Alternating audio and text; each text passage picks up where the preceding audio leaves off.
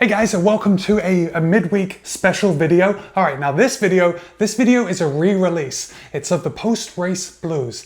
And the reason I'm re-releasing it is because YouTube was showing a copyright infringement, and it wasn't really an infringement. The music I had used before was actually from the YouTube audio, but someone else is able to monetize it. So I removed that video, dropped in some new music, and I'm re-releasing it to you guys now. So I released it quite a while ago, months and months and months ago, and there's a lot of new subscribers that may not have seen this video, and I think this one is worth holding on to.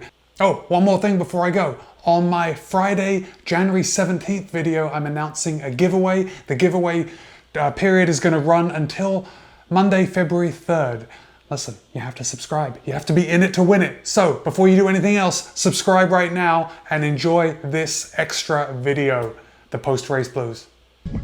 Today's episode is about the post-race blues, and I'm going to tell you about it, why it happens, and what you can do to combat it.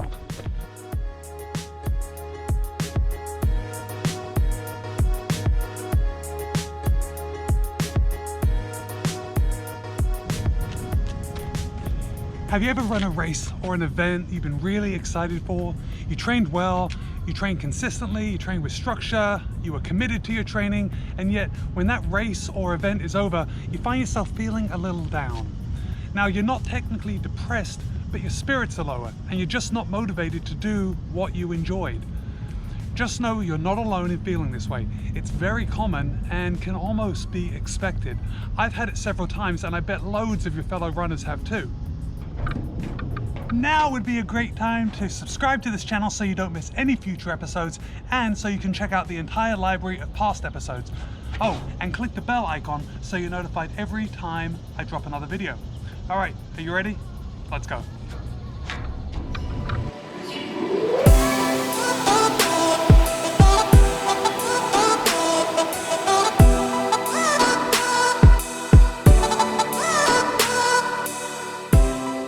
Running and exercise in general is oftentimes part of a treatment program to combat depression.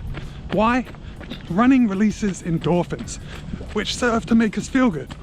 Endorphins are hormones that bind to your body's opiate receptors in order to block pain signals.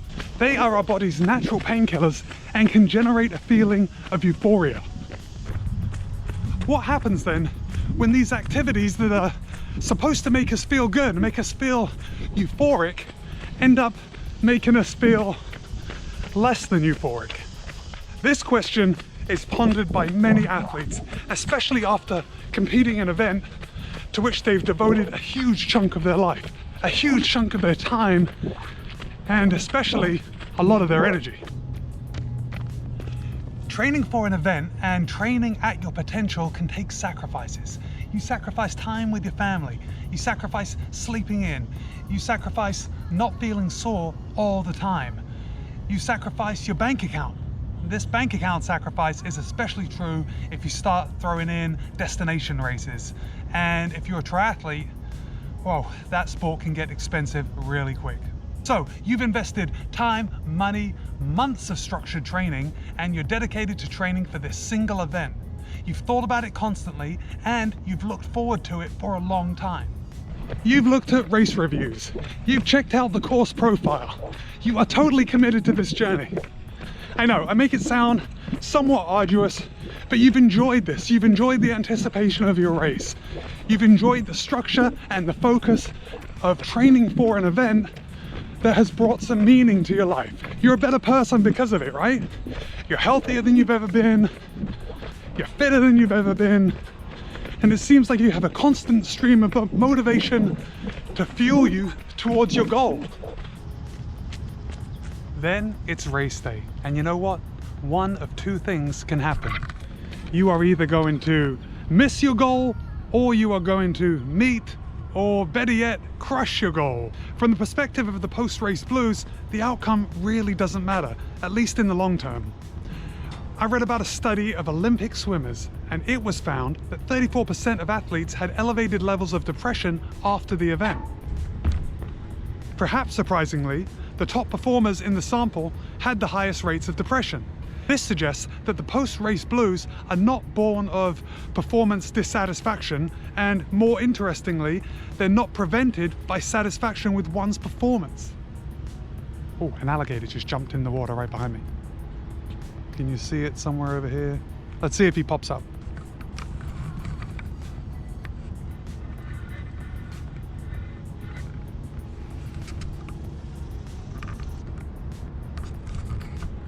Okay, I'll let you know if I spot him again. It turns out that the low moods sometimes experienced after an event is due to the focus and the dedicated training you put into preparing for the event.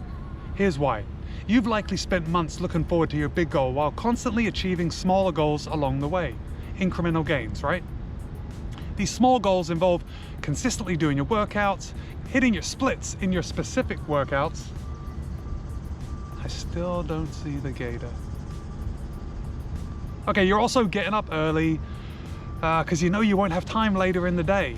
And all these workouts, they're leading to something bigger, the race. It doesn't take long for an athlete to get used to the rush of achieving their goals. It feels good to check things off your to-do list, right? The post-race blues then are a result of being aimless.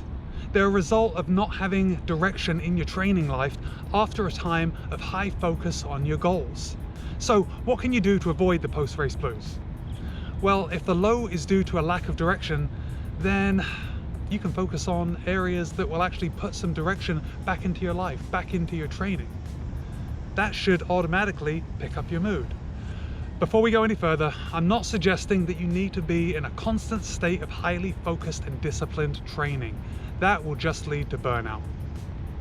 Avoiding or eliminating the post-race blues is a matter of having goals, which can be done by giving yourself the sense that you're working towards something. Yes, this could be another race. If you've just run a marathon, how about mixing things up and start training specifically for a 5K? You may feel like taking a break from running for a while. That's great. It will give your body time to fully recover from the stress of the race.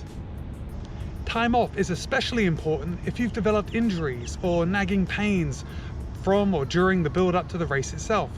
Giving yourself permission to take time off is a valuable skill that will keep you healthy and motivated to run in the long term. It's a skill I'm constantly trying to develop.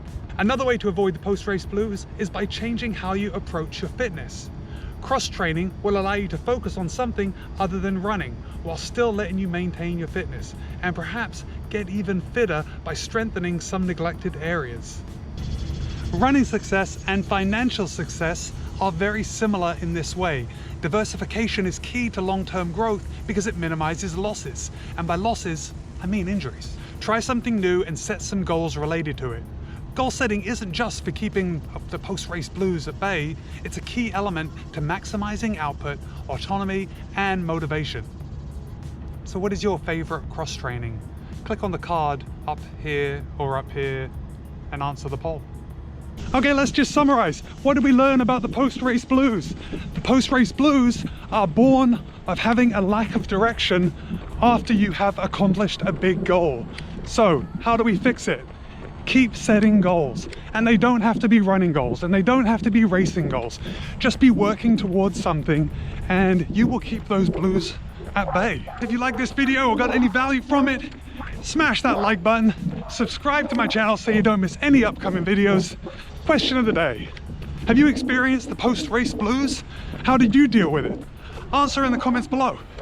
I'll see you next time, and as always, be kind, be happy, and run well.